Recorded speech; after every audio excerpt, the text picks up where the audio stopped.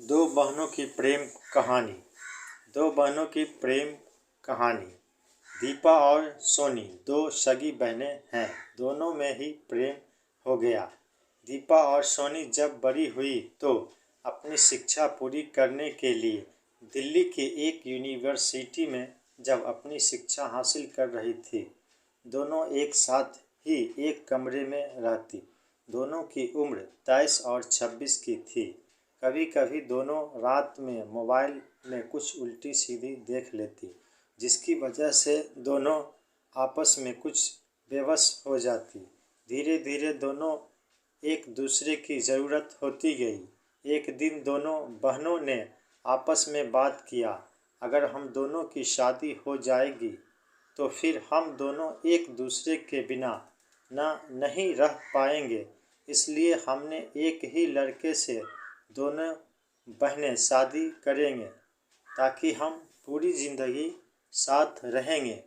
दोनों बहनों ने ऐसा ही किया। यूनिवर्सिटी में दोनों बहनें मुझसे अलग अलग मिलती। मुझे भी धीरे धीरे दोनों बहनों से प्यार हो गया। मुझे नहीं पता था कि दोनों लड़की आपस में बहनें हैं। मैंने एक लड़की से शादी का बोला, वह रेडी हो गई और फिर हम दोनों ने शादी कर ली। लेकिन हम दोनों अपनी अपनी शिक्षा अभी पूरी नहीं किया था, इसलिए हम दोनों अलग अलग ही रह रहे थे।